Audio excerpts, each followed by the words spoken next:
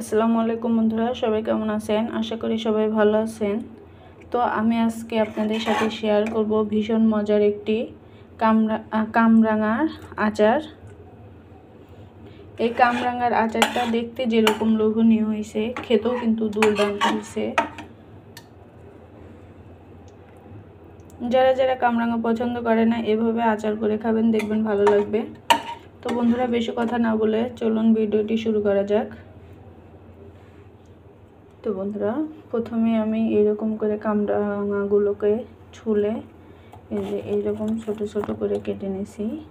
এগুলোকেও কেটে নেব। তো সমস্ত কামরাঙাগুলোকে আমার কেটে নেওয়া হয়ে গেছে।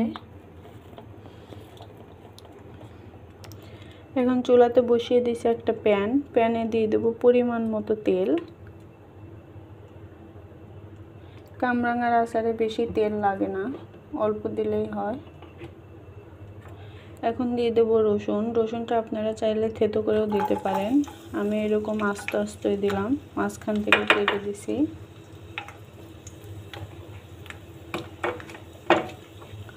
এগুলোকে একটু ভেজে নেব, রসুনটাকে একটু হালকা লালচে করে ভেজে নেব।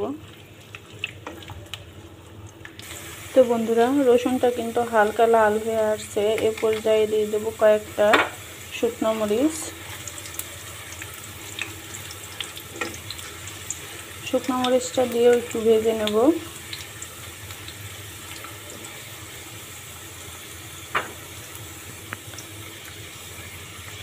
তো বন্ধুরা, মরিচ আর রসুনটা কিন্তু ভাজা হয়ে গেছে। দিয়ে দেবো পাঁচফোড়নটা দিয়ে হালকা একটু ভেজে নেব।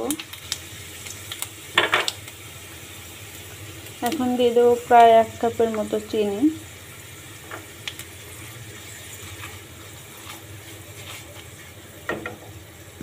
এ পর্যায়ে কামরাঙাগুলোকেও দিয়ে দেবো।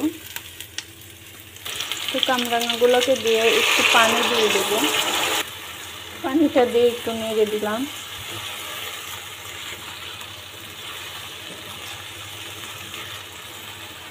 এখন দিয়ে দেবো 1/2 চামচেরও কম লবণ।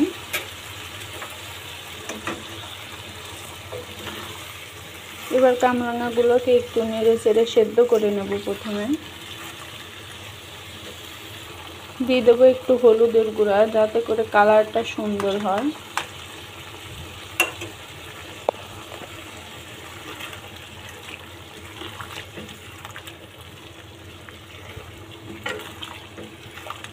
কামরাঙার আচারটা খেতে কিন্তু ভীষণ মজা লাগে।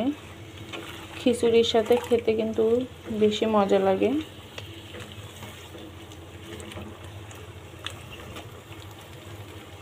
এবার কামরাঙাটাকে একটু সেদ্ধ করে নেব।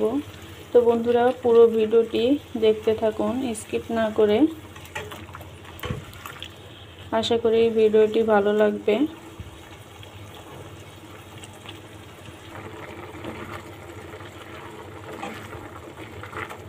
কামরাঙাটা কিন্তু প্রায় সেদ্ধ হয়ে আসছে।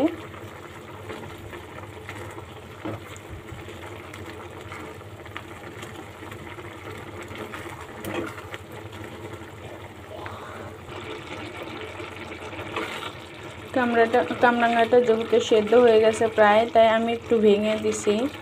এবার এই পানিটা শুকিয়ে গেলেই কিন্তু আচারটা একদম রেডি হয়ে যাবে।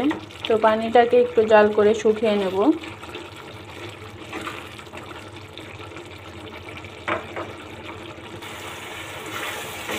তো বন্ধুরা, আমার কামরাঙার আচার বা চাটনি যে যেটা বলেন, তো আমি তো আচারই বলি। তো আমার কামরাঙার আচারটা কিন্তু একদম রেডি হয়ে গেছে। এখন নামিয়ে নেব। দেখেই কিন্তু লোভ লাগছে।